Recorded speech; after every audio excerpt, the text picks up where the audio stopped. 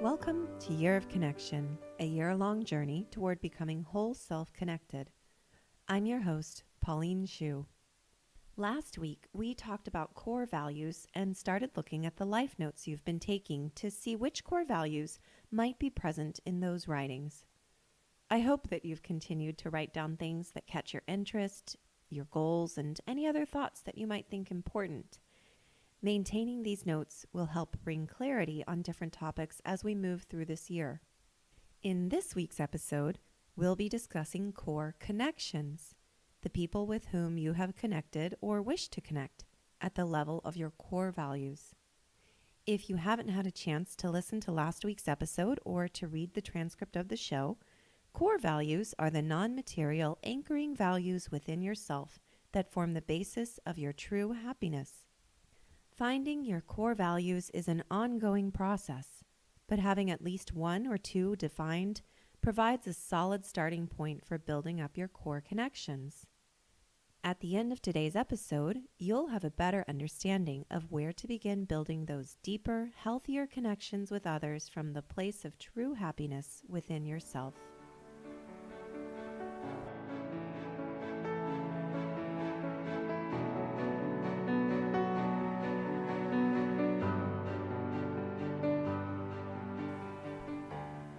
Core connections are such an important part of this year's journey. In the past couple of episodes, we laid the groundwork for becoming solid within yourself before moving outward to connect with others. Today is the first step toward expanding your values to include others. I really like visual and written approaches for understanding even the least quantifiable things. So I'm going to take those approaches and apply them to this week's exercise with the hope that they'll provide, at the least, a starting point for your own understanding. I want you to create a grid on a piece of paper or in a document on your computer or phone, whichever method works best for you. Along the top, write down your core values, one in each column header. Last week, I shared that some of my core values are 1, to be a welcoming person who creates the desire to be welcoming in others, 2, to live a life in which I respect the preciousness of time, and 3, to be generous in my opinions of others. So in my grid, I would have 3 columns, 1 for each of those core values. Now, in each row of the grid, list the people you interact with regularly or even semi-regularly. We don't need to delve into your entire contact database right now. Let's start small and manageable with the people with whom you spend more time than others. A note on this: core connections might not end up being those people with whom you spend the most time. Sometimes folks who are the strongest supporters of your core values are those whom you might see only once in a while. If that's the case, some of your core connections might not show up in this version of the grid, but we'll talk more about that once we've finished filling it in. Once you've labeled your columns with core values and your rows with one person's name in each row, go through each core value and think about whether each person listed is someone who helps or harms the strength of that value in yourself. If the person nurtures, enhances, or supports a core value, put a plus sign in that box. If the person detracts from or harms a core value, put a minus sign in that box. If the person has no notable influence on a core value, leave the box blank. Or if you're not really sure what their effect is, leave it blank as well. If you feel more comfortable using X's and O's or happy faces and frowny faces or something else entirely, that's okay. Use whatever symbolism you prefer and feel comfortable with. The most important thing is that you create a clear understanding of each person's relationship to your core values. You might have to spend a little time thinking about the ways in which you interact in order for it to be more clear. Also, you can always go back and change any of these entries. This is just a starting point. But remember to be honest. No one else has to see this grid. You can shred it when you're finished, delete it from your computer or phone, or keep it locked up and password protected. Without honesty in your evaluation, though, the grid is useless. Take your time with this exercise. Remember that these are not just names on a paper. They represent real people with their own values and feelings, and you have a history with every person you've listed. If you are honest in this process, it might also be difficult emotionally, so don't rush through the emotions that come out of your discoveries.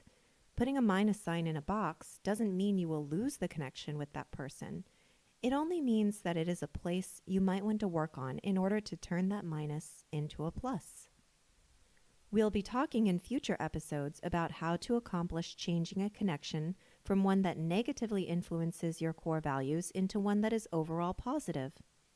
That's part of this year-long journey to whole self-connectedness.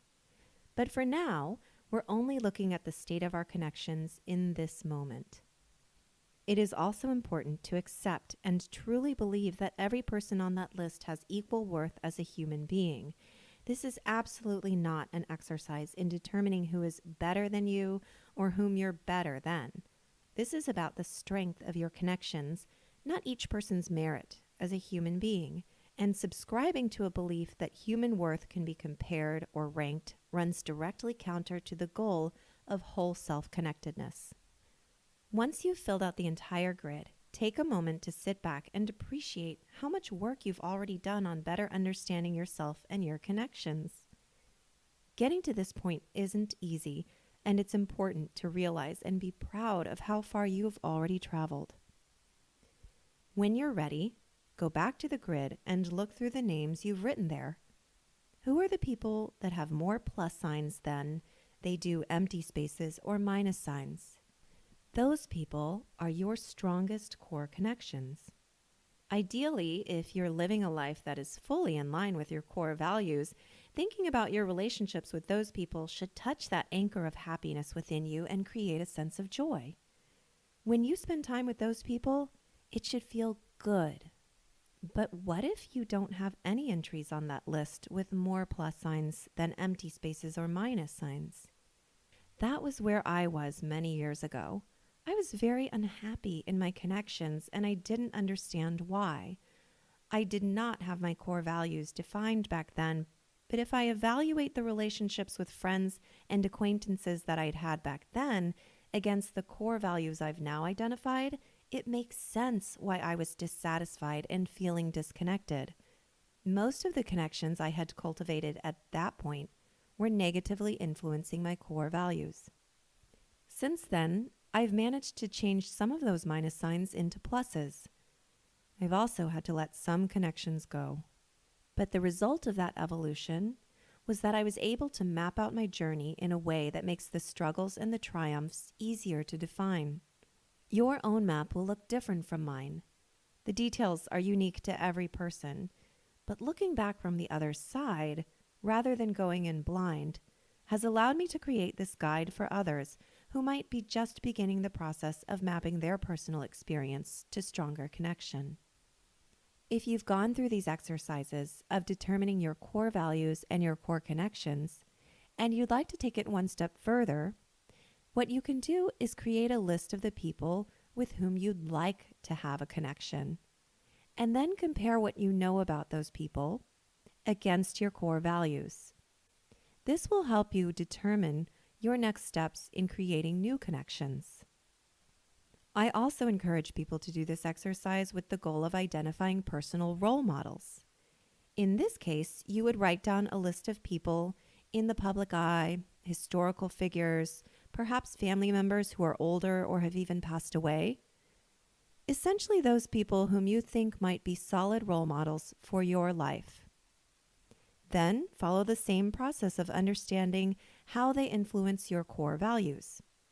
Here, it would be working under the assumption that they embody a core value in general, instead of whether or not they support it in you personally. If you're interested, I've shared a list of my role models on the show notes for this episode over on my blog. If you've enjoyed listening to this episode or any other Year of Connection episodes, consider leaving a rating or review on iTunes or other app that you're listening on. Reviews help other listeners find content that fits them best, and I certainly appreciate them. Identifying your core connections is such an important part of moving forward on this journey to whole self connectedness. If you have any questions or need any help, please don't hesitate to reach out. You can leave a comment on my blog at yearofconnection.com. You can tweet at me at 365ofconnection or send me an email. I'll see you next week. In the meantime, I wish you safe travels.